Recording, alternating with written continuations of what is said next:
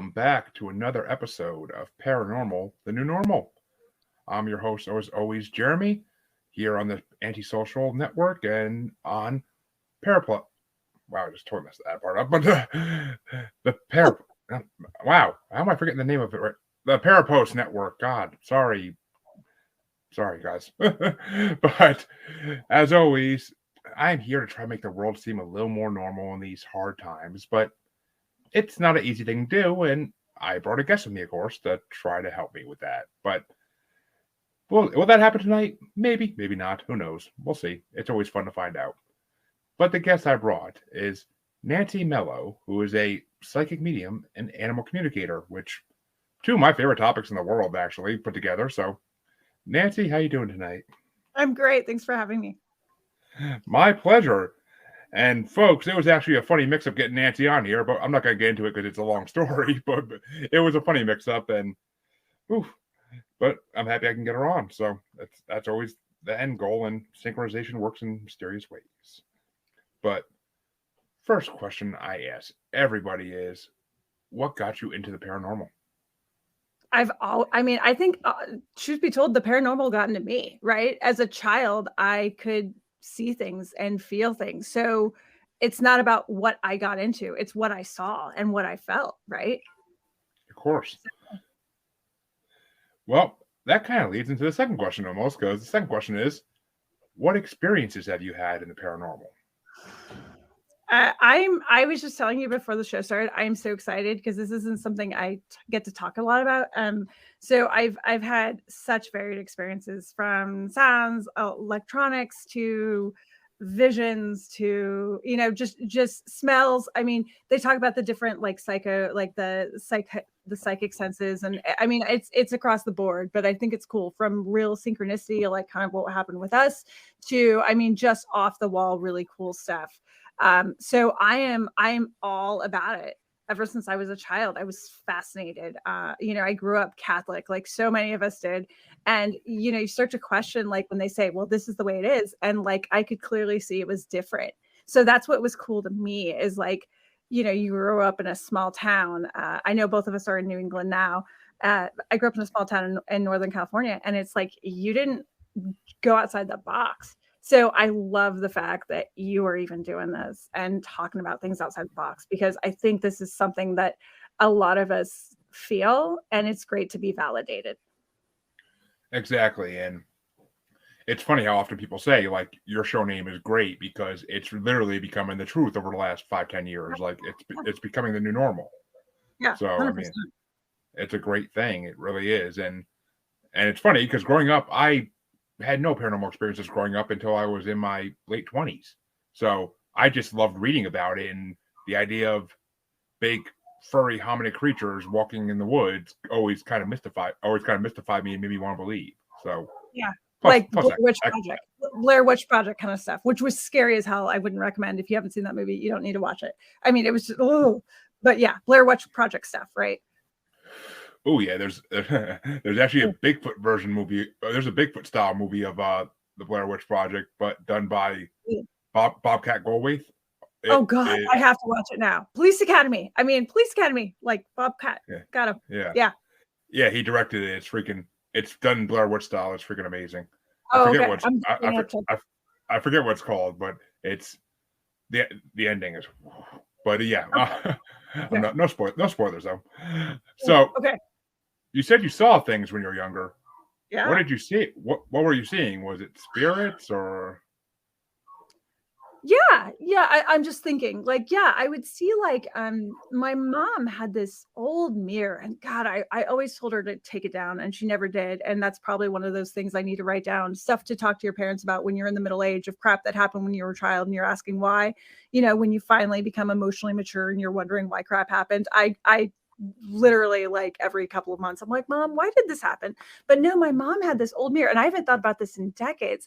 My mom had this mirror, and like, I would stare at it, and I'm not even kidding, like, an image would come forth, and it was like a woman in like white and a veil. And I'll never forget, like, I told my friend, and I was like 8 or 9, and the mirror would tap at me, like, and only me. and it would tap. So it was like, here's the camera, and it would, like, you'd stare at it and it would start tapping, tap, tap, tap. And I had a friend that verified it, and she went home, and of course, like, her parents were like, no, that's not possible. It's the room changing. And then also, so like I would see that, and I would see, it was like, it was very, it's probably the way that people describe ghosts. It's so funny because I remember being in First Communion or Catechism or whatever in growing up Catholic. And I remember they were like, the nuns would say, oh, if you ask Jesus to visit you, he'll visit you. And I remember praying every single night, Jesus, don't visit me. I don't want to see you. It would scare me. Don't visit me. No, because I had those experiences before, but from what I recall, they were very ghost-like, very veil-like, but it was generally women. So I grew up, I grew up 7 miles from the nearest small town in Northern California, in the country, like country. And my dad still farms this day. And there were things in the orchards that just you would think you would see things moving through. And it was really interesting. And I don't have a lot of information this day, but I know that, like, Native Americans used to go through there, and they would still find, even when I was younger, like, arrowheads and stuff. And so I remember assuming that was more of a Native American thing, or maybe knowing it was more of a Native American thing that I was feeling. And it wasn't ever scary. It was more alarming, but I didn't feel like they were trying to hurt me. That mirror thing was like, that was just like, because no one else could see it. And I was just like, as an 8-year-old, 9-year-old, you're just like, what is going on? Well, I mean, kids are, of course, more sensitive, more open to those type of things to begin with. And mirrors are a portal into our world from another dimension. So yeah, I will put on my big girl pants and sleep with one in a hotel if I have to, but I don't sleep with a mirror in my room to this day. And it's not that, I think there's anything bad, but it's just, I can't do it. I'm instinctively looking in the mirror to the left of me every time you say that. But I am not sensitive to this stuff, to spirits at all. I have 2 of them living in my house at least. I thought it was only 2, but the amount of ghost lights I saw in my garage on camera last night kind of made me think, what the heck is going on in my, I'm like, is there a portal in my garage? What the heck? But might be just passing through. It's weird. I mean, because there's always like 1 or 2 flying around out there, but at night our camera catches it all the time. But last night there was like, it looked like someone released like bubbles in the garage almost. There were so many. Wow, that'd be cool to investigate a little bit. I put up my TikTok and my Facebook, but it's weird. I'll have to check it out. That's cool. Yeah. And I mean, I was just like, guys, should I be worried? Like, am I about to get invaded poltergeist style? But I don't think so. I think it's just energy. A lot of times and this is like, I'll putting on my psychic hat, evidential medium hat. Like, a lot of times when you see that, it's energy passing through, right? Like, just because you see stuff like that doesn't mean it has to be bad. It's just, especially again, going with us in New England, like, things are, we have a lot of history here, and a lot of history with people living here for the last 400 years. So sure, you're going to get a lot of just energy kind of passing through. Yeah, I mean, it's strange. Which actually, I was thinking the farm that you said you grew up on. Mm-hmm. Did you ever find out if it was a Native American burial ground nearby? So that's the thing. Like, and my dad is still Catholic to this day, and I'm sure if I tried to talk about it, like they still, like, my dad's family has not acknowledged I do any of this crap. So I mean, not crap, but you know what I mean. Like, they still. So I remember there was like rumors, and I'm sure if I talk to my dad now, considering I don't know. I just remember there was talk of it. There was talk of like finding stuff. But the challenge is that, and to this day, the house I grew up in it's on a floodplain. And actually, I think it just flooded in the last month with the rains through Northern California. And so it would just flood every so often. And I think that's why the Native Americans would come through. And so it would bring stuff up. So when we had a couple of floods in my childhood, it would always bring stuff to the surface. So was there a burial ground? I remember there was rumors of it. But I'm always very much like, I want to prove it. I just remember specifically the arrowheads and finding and I remember like my mom talking about there was pottery, but it's one of like little pieces and shards of things. I don't think it was ever proven though. Well, I mean, honestly, and I mean, especially out here in New England, you could walk Oh a my God. mile and find a Native American burial ground. Like that's just the way it is. Oh But yeah. Oh yeah. Oh yeah. my Like it's the house that my wife was living in when I met her with her family house, it is in the Bridgewater Triangle, on the edge of the Bridgewater Triangle, and it literally is built on Native American burial ground. Like they proved it, almost yeah. like a poltergeist type thing where they moved the headstones but didn't move the bodies. So Well, and that's the thing, like when we moved into this house, so I'm on the shoreline in Eastern Connecticut, right on the border of Connecticut and Rhode Island. And I remember like having to verify before we purchased this house. Like I had to go through and really feel it, because if I felt anything gnarly, hell no.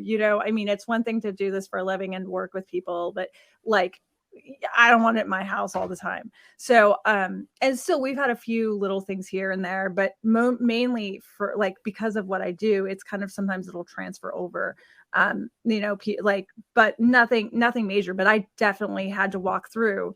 And it's interesting because I think my kids are picking up on the energy around the area more than because I'm just like, I've got to work. Like I've got to be like, I can't, if I'm going to do my job effectively and well in helping others and helping people and pets, I've got to really, not want to explore the boondocks of my area. yeah, I mean, it's always fun to explore things. At least I've been Oh yeah. told. I'm not. I mean, I'm forced to go in the woods and hike. So I always try to go places where I know there's Bigfoot activity because I want to try to see one. But Yeah. never do. But I always want to. But I always like on our hikes here, I always love when we see headstones, and you'll see on hikes, especially in the state parks here, you'll come across an older graveyard. And that's I always want to go and respectfully like check it out. And it's really neat just to read the headstones and see the stories. I to me it's so neat. It's so fascinating to really feel the history in real time here. of course. I mean, the Northeast in general is just there's so much history here that it's just so many spirits everywhere. I mean, every state has at least 10 paranormal investigative teams and they keep busy. They keep busy. Well, and the cool thing about up here, you have, New York, Connecticut, Rhode Island, is this was also American Revolution. And so you have battles that were fought. So you have Native American energy, and then you've got American Revolution. And then, in some parts of the state, you've got Civil War was kind of a little less so up here, but you've got American Revolution. So you've got Revolution. Like I know for a fact that the area that we live in now, that American soldiers came through here after a battle. So I know that. So it's like sometimes if I feel an energy, I'm like, oh, that's probably just kind of, again, passing through. But so you've got, again, history on top of history on top of history. I mean, the War of 1812 too, as well. But because I grew up in Kingston, New York, which was burnt during the War of 1812 by the British. So I mean, they did reenactments every summer in Kingston, but it's so much history, so much freaking history. Well, and it's even fascinating. Like my spouse and I just went out. Again, we're on like the border of Rhode Island, Connecticut, and we did a hike out in Rhode Island, and we came across an old World War II like lookout, because and it was like abandoned, but it still has like the walls and stuff, because during that time they were trying to protect the coast. And up into Maine too, you'll see these lookouts, which is really cool. So again, it's like you've just got so much stuff up here. And again, for someone that growing up in California, where I love our history with Native Americans, and then Mexico, which was, California used to be, is really cool. But it's a lot more documented out here. It's just neat. Yeah, I mean, it is like the Northeast, the whole East Coast really is more like the most history in the United States on the East Coast, because it was 100 years before people started going out west more to try to settle it. So what's really cool though is I'm a big American history buff, and when my spouse and I drove across country about 13 years ago, I like, if you like follow the Oregon Trail, you can still feel like the energy of westward expansion travelers. Like there are parts that we drove through, if you go like along what is now Highway 80, and there's some dark, like not dark as in like evil, but just real tragic lots of tragedy, so that's another thing is like you have like all this history up here and on the East Coast, but then with westward expansion, I mean, you're talking about, scores and scores of people that didn't make it, and that things that happened, and Native American attacks and and it's all just across. So it's cool that you could really go anywhere in this country alone and feel that, and just kind of get a sense. But what's really neat for me is going over to Europe. And if you ever get the chance to go to Europe, I always say, like, take a history walk, take a ghost walk, because now, I mean, talk about history. Our country is such a baby compared to like England, for instance. Like, go to London and they have some of the best ghost walks and some of the best, like no kidding, like things that are documented that are still happening, hundreds and hundreds of years ago. Yeah, I mean, Europe is on my bucket list. 100% it's on my bucket list. It's once the kids are older and out of the house, then maybe me and the wife can go there and enjoy it. I'm not paying for the kids to go there because they would just ruin my vacation. But see, I love it. I love it. Like, the best piece of advice I got before we had kids was do what you guys normally do, and the kids will fall in line. They'll think it's normal. And so we've traveled everywhere with our kids. So our kids have been to England a few times, and I think it's really interesting to see it through their eyes. And sometimes they'll pick up on stuff. And talking of like a paranormal feeling, like they definitely pick up on energy. And I think that's what's really neat is like you go to Ireland and you're talking about sprites and fairies, and there's a lot of cool things over in Ireland that, I mean, there's no question that there are things over there. So, and even like my daughter was born in Hawaii. We're a military family, and over in Hawaii they have the Menehunes. And I remember when I first went to Hawaii, I'm like, okay, Menehunes, yeah, whatever. Okay, sure. And it's like a little water elf or a little elf, and they say it causes mischief. And you start realizing that there's an energy in the Hawaiian Islands that is very mischief making. And by the end, like, we were there 5 years, and I'm so grateful for our time there. But by the end, I was like, yes, there. And even like, we'll still talk about it now when something goes missing. I'm like, it's the Menehunes, because there is a separate energy over there. So it's really cool. You can go anywhere in the world, and they have their own separate beliefs, but there always seems to be a belief of a different type of energy that exists outside of us. So it's just about, they may be calling it a different name, but is this kind of the same stuff that's just all over and we're just calling it different? Or are there individual entities or individual kind of, well, I mean, Loki had a lot of children, so they could be everywhere, but that's the way I look at it. Yeah. But I mean, see, I think of Hawaii, I think of the night marchers. Yeah. It's,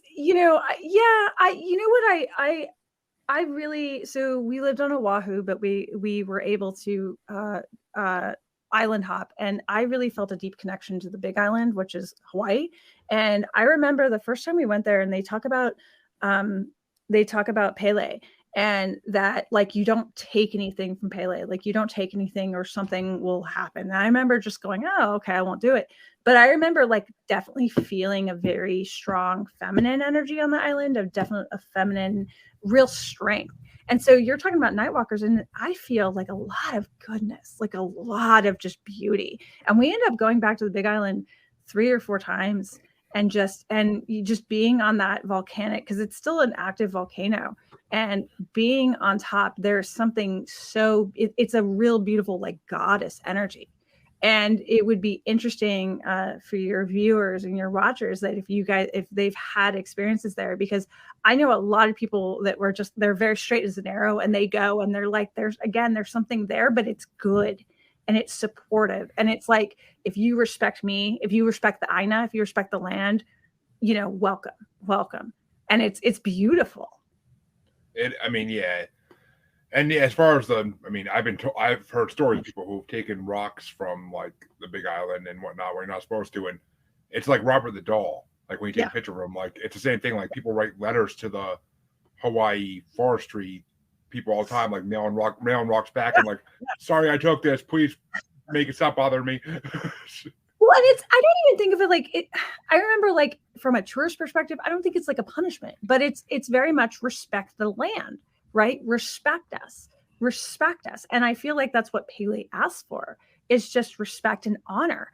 And I think it's something that we can all take back in wherever we are in the world, is to respect the land that we're on, right? Like, it's one thing to take like a seashell that's kind of been abandoned on the shore, and it's another thing to take 100 of them, right? It's like, respect where you are. And I think that's why, and because the Hawaiians have done such a wonderful job of honoring her and having really honoring those beliefs, I feel like she's continuing to thrive. But yeah, I would not recommend taking anything. No, I mean, yeah, like I said, same as I wouldn't recommend taking pictures of Robert the Doll without his permission, of course. Yeah, do not want. No. Yeah. Dolls that move creep me out, but 100%. So yeah. Let's go. So, as a psychic medium, what's the most bizarre thing that you've dealt with when doing work for clients? I wouldn't say bizarre. I'd say cool. I like to say cool because it is really cool. Okay, so I've had a few things. So if you want to separate this into like ghosts, like earthbounds, and then just energy, do you want to do it that way? So with people that have passed over, I think one of the coolest things, I've had a lot of cool things happen with people that have passed over, and I feel like it happens really on a weekly basis with my clients. But the one most memorable, and I've worked with their entire family, and it was just such an honor. I've worked with like 6 or 7 members of the family. And I remember I actually flew out to Chicago, and I was working with this family, and I chatted with this gentleman who had passed, and his widow was kind of the last person I was speaking to. And I was talking to her in person. I'll never forget, my phone was down here and it was just sitting down, and she just said, "I just want to sign that he's here." And immediately my phone goes, "I'm here." And we just stopped, and like, we were quiet for like 30 seconds. Oh, okay. All right. You're here. Like, but it was just clear. "I'm here." And it was Siri's voice, but it was just, okay. But this guy had done really cool. Like, every person I talked to about him, like, he came through so strong and was doing things. Another time I was working with a client over Zoom, and her mom was like, "I don't want to talk about this anymore." She kept saying, "I don't want to talk about it." And then her and I were kind of like still talking about it. And she kept saying, "I don't want to talk about this." And the last time she said it, boom, she closed Zoom. Whole Zoom shut down. Now that's honestly, that's pretty normal for me. Like, that's pretty normal. Like, I don't get freaked out about stuff like that. Just the other day, a gentleman, again, the daughter was saying, I just want to sign from him. And I've never seen this on a Zoom, but all of a sudden the Zoom went into like multicolored, and it gave us copies. Like, all of a sudden there was double of both of us, and it was, and the energy. And I was like, "There's your sign." One of the coolest things. So I do free questions answered on Friday nights on Instagram. It's Nancy Mello Official is my Instagram name, but I like to, that's kind of my give back, right? You can book a session, but I want to be able to reach everyone. And I'll never forget this. This happened last summer. And I was talking to someone from my hometown in Sacramento, California, and pretty normal night, right? But this woman was asking about, there was an energy in the house, and I had a light right here above my computer, and I think that was it. And I said, all I saw was like a man with a hat. And all of a sudden I said, "I don't like this energy." And as soon as I said that, apparently a shadow crossed behind me and my light went out. Like, the light blew out. And I was in, like, you could see the light of and I still had, like, it was from, it's like on TikTok, but it was like the light blew out, and people said, if you look back, there's a shadow that crosses right behind me. Cause he was no bueno. He was not good. And he crosses, boom. And everyone was just like, "Holy," and that's when I got pissed. Like, cause I work with ourselves, like, even I'm getting like goosebumps right now, I've been talking about it. And I was like, "Get the hell out of my room. You are not allowed here." I was like, "I don't like this. Get the hell away." And I could just hear him saying, "Stop talking. I don't want you on anymore. You are not allowed to talk about me." And I said, And all of a sudden I got exhausted. Like, he affected me physically. I felt run down, and I could just hear him saying, "You need to stop." And I got pissed off, and I was like, "You don't tell me what to do. Get the hell out of here." Bah, bah, bah, bah, bah. And meanwhile, people are not understanding what's going on. I had like 50 people on the live, and people are asking, and I'm going, hold on, because I felt, all of a sudden I felt dizzy. Like, he went through me. I could feel it. And that has happened only a few times, but I felt him just go woof. And I kept going. But I will tell you, like, people still talk. Like, I have a bunch of regulars that are on Friday nights, and every once in a while someone will say, "Remember that time?" Yes. And the person that asked still comes on almost weekly, which is cool. So that, as far as like earthbound ghost activity, that was freaking nuts, because I'm over here in Connecticut and she's in California. And the fact that, all she was doing was like, "What's going on? I'm feeling this energy." And I was just checking, like, right. I wasn't trying to threaten him. I wasn't trying to tell him to go to the light. Like, I wasn't trying to mess with him. All I was trying to do was see who he was. That's all I was trying to do. But it was bad. Like, I could just see the hat, and I could see him like this and dark eyes. And he just said, "You are not," like, I don't know if it wasn't allowed, but "You're not, you can't do this. You shouldn't be doing this. Get off." And it was. Now, everybody, there's a lot of talk these days about the Hatman phenomenon, which is like basically a shadow person who looks like he's wearing a old school. Maybe this was someone. I mean, it could be. I haven't heard of it, so I mean, it would be interesting to look it up. I will tell you though, like, that was legit. And so I posted on TikTok, and people are like, "Oh, I don't see your hand in the video," because I was doing like a live on my phone. "I don't see your hand in the photo. You must have turned off the light with your hand." And I'm like, "Are you freaking kidding me? Like, do you really think I'm gonna, like, you think I'm gonna make this crap up? Like, you really think I'm gonna do this for likes? Like, no." And you can see, like, and I was saying, like, you clearly see my reaction as I'm startled, because the light blew, and I was like, again, clear reaction. But people are like, "You just turned off the light." I'm like, "Yeah, okay. All right, sure. Whatever." Because because people don't want to believe that crap happens, right? Yeah, Even from my perspective. The skeptics can be horrible online. It's and what I like to advocate for is, not every energy is like that, right? Like, I grew up and I had imaginary friends. I had energies around me that were clearly not my guides and clearly not loved ones. They were just people around. I mean, so it doesn't have to be bad. That's one of the most gnarly things that's the most gnarly thing that's happened on air. But I don't know if it was a couple summers ago. I was working with a couple in an old farmhouse in Connecticut, just west of here. And it was a kid that was just messing around. And he had died tragically. He had died breaking his neck on a horse, something like that. Oh. And which is common for the day, honestly, like, and he hadn't left yet, and he was very lonely.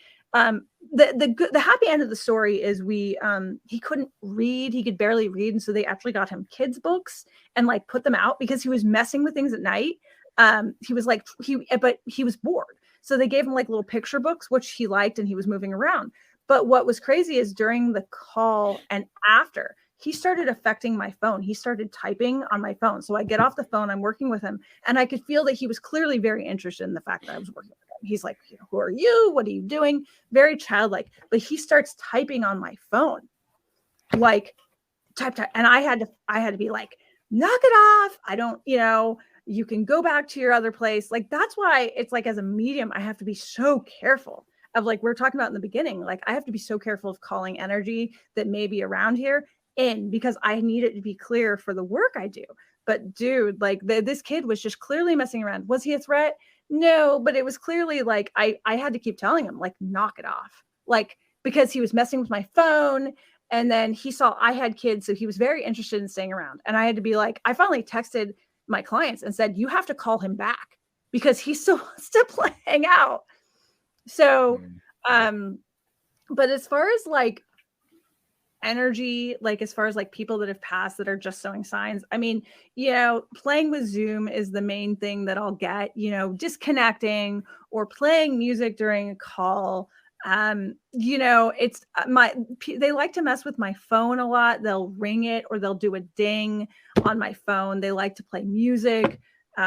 but the main thing is really the lights and the zoom. Like I think entities love Zoom or love the video because there's so many different ways you can mess with it. You can mess with the light, you can mess with the sound.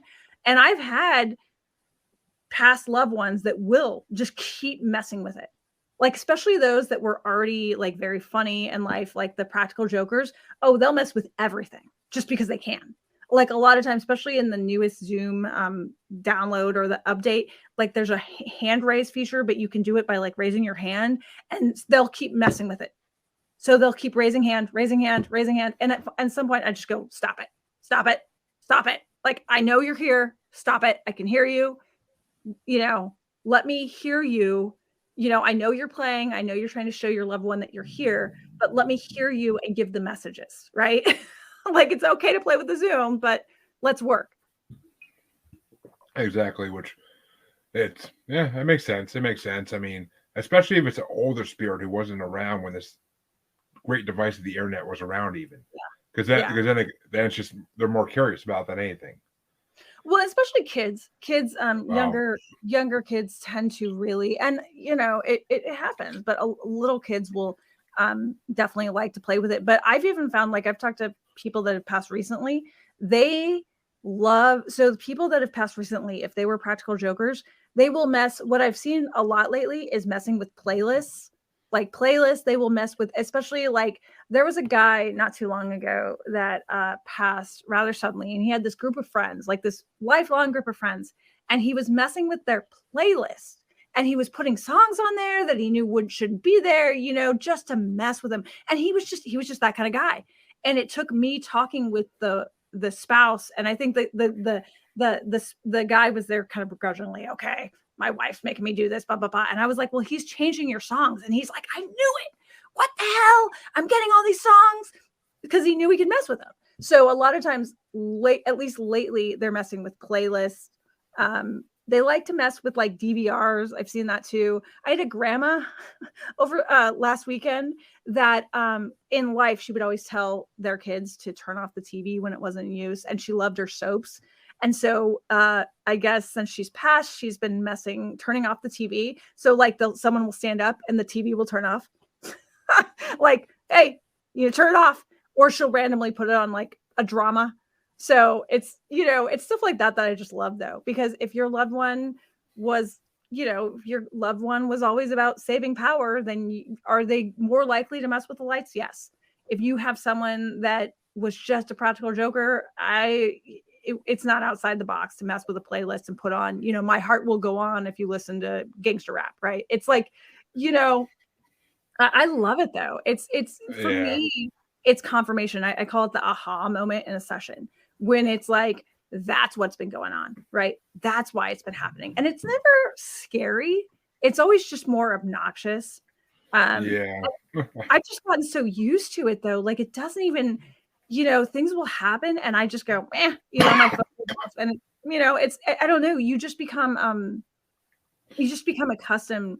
And if it happens, it doesn't seem to startle me. But I love it. But ghosts are the most obnoxious. And I will work with them if someone needs my help, especially up here. I try and do what I can. But they can be very persistent, because loved ones, they want, they'll mess with your playlist and then they go, here, you got the message, I'm here. And then they're done. And ghosts will just hammer you and hammer you and hammer you. And you're like, what the F? Come on. Like, they don't have that respect or those boundaries that your loved ones seem to have. Yeah, which makes sense. And it makes me think of my old days at the last job I had, where I used to, 2 jobs ago, we used to have all these temps come in that were friends of the owner during the summer. Like when they were home from college, they would work in the warehouse doing random things. And they would have their Spotify playlist playing on one computer, but leave it open on another computer too. So I'd be on the computer doing inventory or something, and I would just be like, oh, their playlist is open.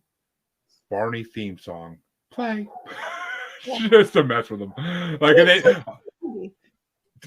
like 30 seconds later, you hear like all the way on the other side of the warehouse, what the fuck? Who did this? It's just like, oh God. if I'm a ghost in the afterlife, I will mess with people so bad like that. I'm just saying, it's gonna happen.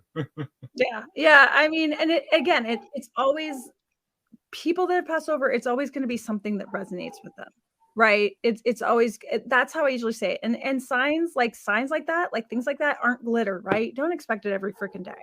It's cool when it happens, but don't be like, why haven't they sent me a sign? You know, it just when it happens, it's awesome, but it's usually one, and then maybe they'll send another sign. Sometimes it's all the time, especially if they're trying to send a message, but usually that's more earthbound. That's just hammer, Yeah. So I really am grateful that I get to, I have the best job in the world. I love working with pets. I love working with people. And I love the fact that, we can kind of dispel some of these myths and really validate that life goes on after this. Not just for people, but for pets, that this isn't the ending for us. And that's what I love. Which that's perfect crossing over point, because I actually wanted to start talking. I actually wanted to bring up the pets thing and talk about that for a while, because you would be well, okay, let me ask way. Do you deal with pets that have passed, or do you deal with pets that are still alive? Everything. Pets. Okay. That's the passing. Pets in hospice. Pets that are passing. Yeah. Past pets. Yeah, I deal with it all. Okay, because I've had one pet psychic who deals with past pets, and I've had one that deals with a live pet. So it's kind of cool to have a before and after, and now have both in one. It's kind of like a cool. Yeah, I deal with whatever's called to me. Whatever someone needs. So, is there any specific animals you work with, or is it just any animal that people want to work with? I've worked with everything from geckos to bearded dragons to I've worked with fish. I've worked with squirrels. I've worked with tarantulas, cats, dogs. So I work with it all. Whatever snakes. I've worked with quite a few snakes, tortoises, turtles. So cold-blooded and warm-blooded alike. I've worked with an elephant, which I was so grateful to work with. It was an elephant trainer, and that was really cool. Skinks. Ferrets. I've had the opportunity to work with many, many types of animals. I'm gonna say that's a variety and a half right there of animals. Yeah, I'm just thinking since you said this, and something can resonate in my mind, since you said it. The last person I talked to, when I asked them if they work with snakes, because I've always had like a phobia of snakes since I was young, because my mother and my grandmother were, and a lot of other female family members were petrified of snakes, and they kind of instilled that in me from a young age. So until like 10 years ago, I was petrified of snakes. Couldn't even watch them on TV without like getting sweaty and freezing up.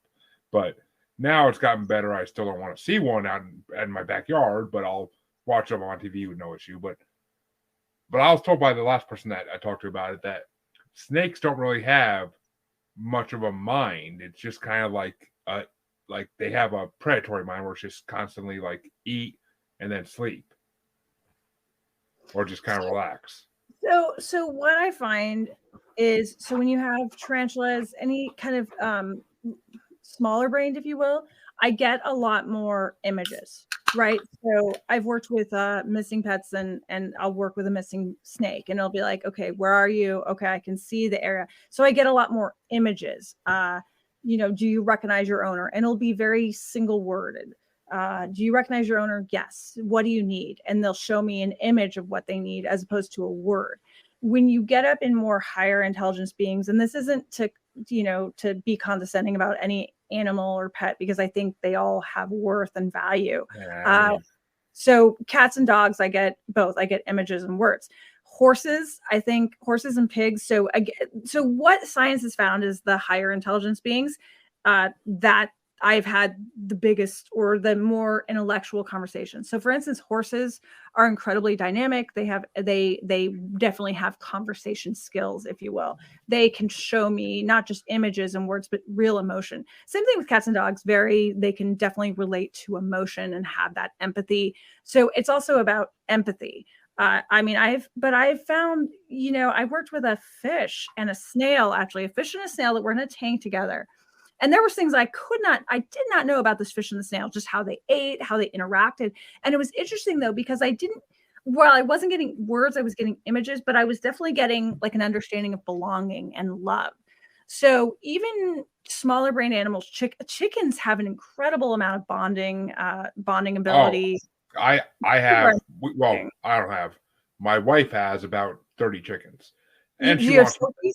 What kind of chickens? Are they silkies? Oh, she has a lot of different types of chickens. She's more the chicken person than I am, but we had a silky rooster. Yeah. But a couple months ago, he got taken out by a bird of prey. Oh no. Yeah, no, but, so chickens are amazing. Like chickens are so hysterical. They are. Like literally, I was on a conference meeting for my work because I worked from home for the last 6 months before I got laid off. And literally, like right when I first got the job, one day I'm sitting at my computer at a meeting with my boss and all the other managers in my district, in my region, and this chicken that we have, Red, hops in the house following my wife, and all of a sudden flies up and jumps my lap while I'm in a Zoom meeting. Yeah. Oh yeah. They know. And I'm like petting her and I'm like trying to hold her to like put her back out the door. And my manager's like, "What's that?" I'm like, "A chicken who thinks it's a house chicken." And like everybody starts dying laughing. But like chickens are smart. I had a client that had a chicken named Mama, and I remember this because it was just so profound. And she had a best friend that was a dog, and the dog passes, and then Mama, the chicken, decides to just pass within 3 days. They were best friends for life, and that was it. Chickens are highly emotional. I have a client that's turned into a good friend, and she has a bunch of silkies. And if you go on my Instagram, TikTok, I have like a picture like holding him, and they are hysterical because they know they recognize me. And so I go over there now, and they always ask for their worms, and it's the little dried worms. And at first, or the little, I forget what they showed me, like little like lines. And I kept saying to my friend, they're showing me these lines and they want the lines. And she's like, they want the mealworms. But every time I go over there now, they know that they can ask for things. So I'll just walk outside and they'll be like, we want to go outside. We want to go outside. We don't want, so I'll hear it. So chickens are amazing. I would have chickens if I could. I actually grew up with 3 pigs, Smoker, Joker, and Poker. And pigs those were their names. And they were so highly intelligent. And it was interesting though, because they seem to emotionally understand. And I found this when I went whale watching, and I had this beautifully profound experience with a humpback. And it's like when you get to a higher intelligence level, at least in my experience as an animal communicator, you get to a point where it's not even words, it's just emotion and understanding. And these pigs, they were my friends. I mean, again, I was on a farm and I would just cuddle with them, and they seemed to understand that I was lonely, that I needed them, and they took care of me, and they kind of put me in their little circle.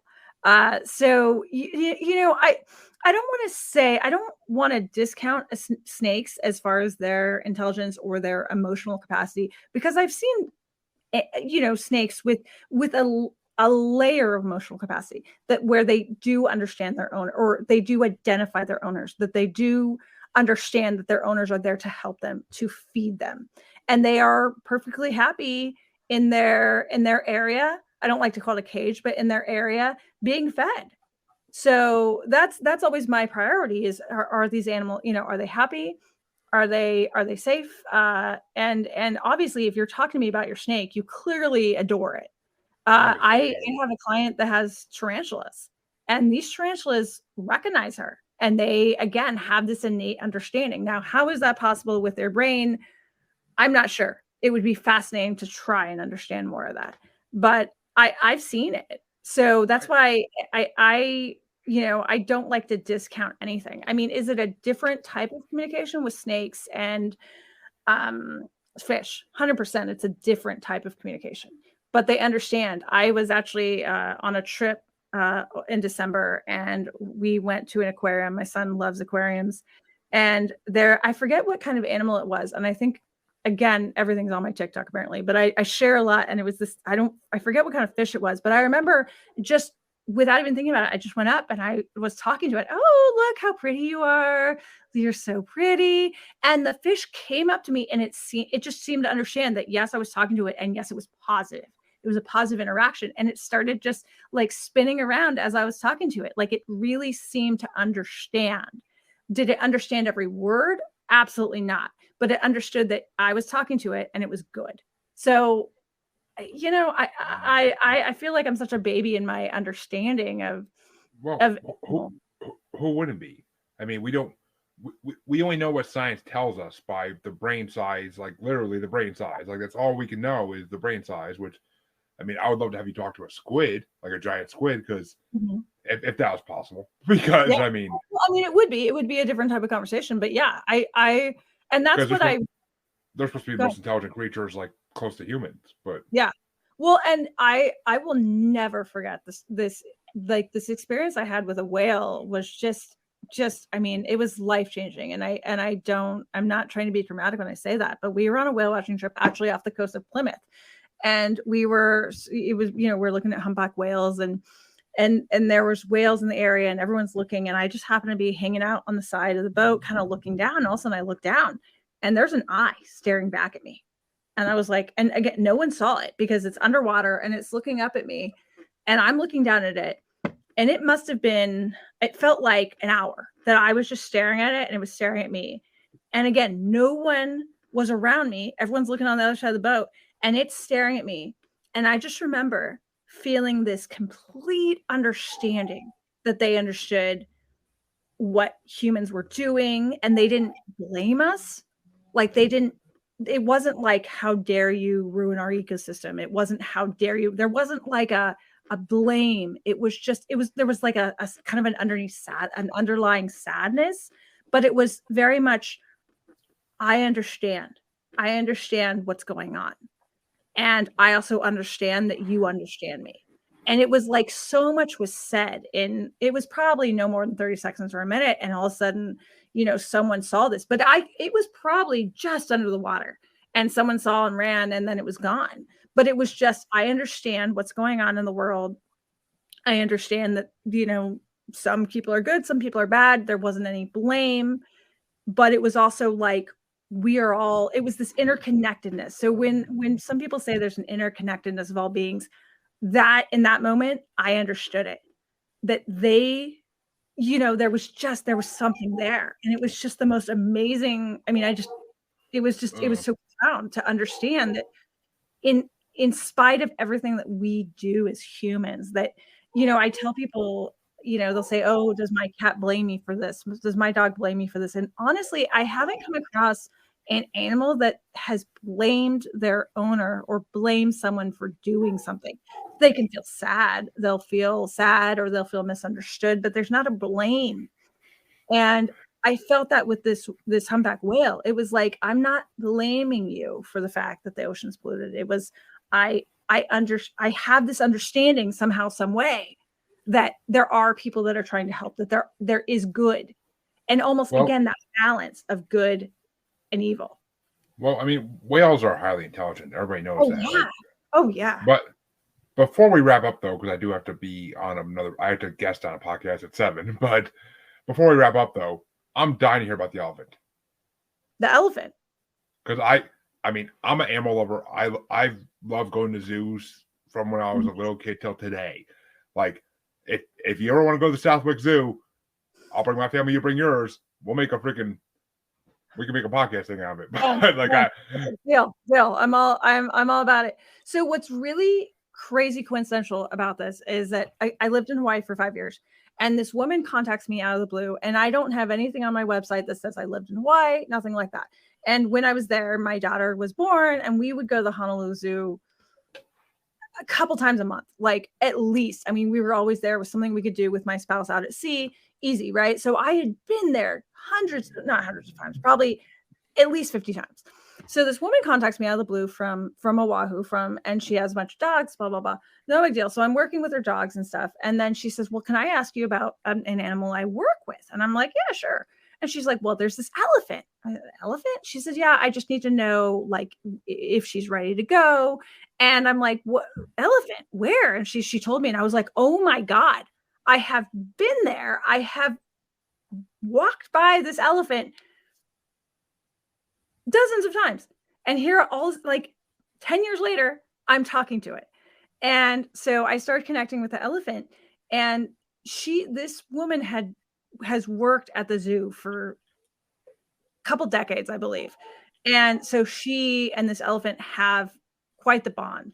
And so when I connected with the elephant understood that there was a purpose to her being in captivity. She understood that her job was to teach. And that was what was so amazing, is again, there was no blame. Why am I here? It was, I understand that I am supposed to help people. I understand that my job is to teach people about creatures like me. She had a wonderful bond with my client. And in fact, she wanted to stay around as long as possible to be with her. And the wonderful thing that I thought was such a gift, and I don't think it happens all the time, is that she had her for at least 20 years. But no, she wasn't ready to go yet, but she seemed to understand. She was getting sensitive in her older age with her ears, but she seemed to understand like what her purpose was. And there was a little bit of, yeah, like I wish I was, in the savannah or whatever, but it wasn't like, again, this heavy, how dare you, human, how dare you. It was very much like, there's a few things I'd like. And she made a request for, I forget if it was just being gentle on her nails or something, but it wasn't, again, there wasn't a blame. It was a real gratefulness of the bond that she had with the owner. Yeah.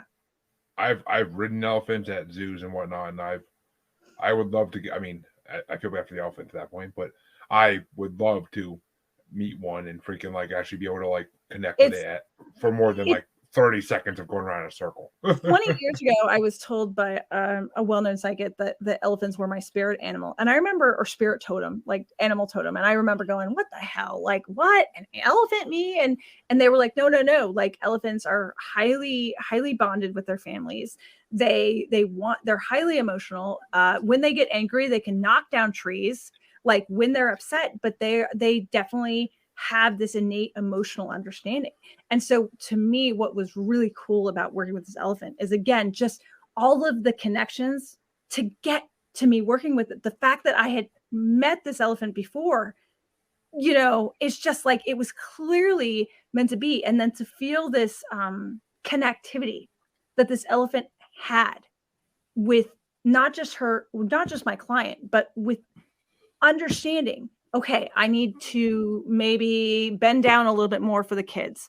I know that certain people I'm going to back up with. Maybe certain people don't give off the energy, but her even being aware of an energy was so cool.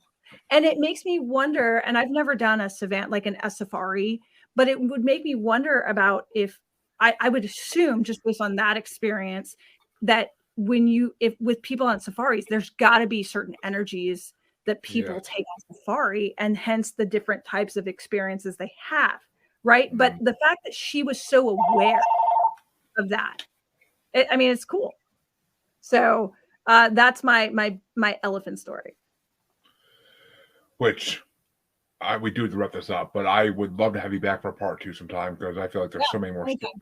And we didn't even touch on a lot of paranormal topics, so we could always touch on those too. Yeah. But yeah. Definitely would love to have you back on. But tell my audience where they can find you, where they can see your content. Just basically promote yourself to the fullest. Sure, but as long as we don't talk about Jesus. If you want to talk about Jesus, I'm down. And that's an inside joke, folks. That's an inside joke. So no, so you can reach me at my name, which is nancymello.com, NancyMello.com. Instagram, I do free questions on Friday night. Check me out. I do go very fast, but it's Nancy Mello Official. Remember, it's just Mello, MELO. On TikTok, it's nancy.mello. So if you want to see videos with the silky chickens or me telling stories like that, check out the TikTok, of course, because it's all videos.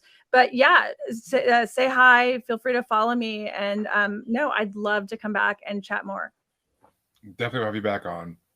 My listeners know where they can find me. I'll put in my pre-recorded clip where you can find me at the end of this, but I want to thank Nancy for coming on. It's been an amazing time, and I wish we had a little more time, but I got other obligations I have to go to, but we will have you back on definitely, because you were entertaining as could be, and your stories I can listen to all day. So well, thank you so much. I love talking about this stuff, because again, like, ghosts and all this stuff. I mean, this is my wheelhouse, and my regular life working with clients, they don't want to hear about the ghost stories. So I love being able to share it. So thanks for having me on to share it. Oh, my pleasure. And we'll definitely get you back on maybe towards the end of March or something. We'll see. But sounds good. Sounds good. Thank you for coming on once again. And to all my listeners, I'll see you in half a week. Have a good week. Have a good half week, folks. You can, of course, find me on Facebook as Jeremy Bryant, or on Facebook as Paranormal New Normal / Maniacal Music Musings Podcast with a S Facebook group. You can find me on Twitter and the Gram as @JuggaloBastard. And you could find me, of course, on TikTok as @JuggaloBastard Podcast, and on YouTube as Paranormal New Normal. Be sure to like, subscribe, and follow us in everything we do if you're interested in seeing more. Patreon material coming soon.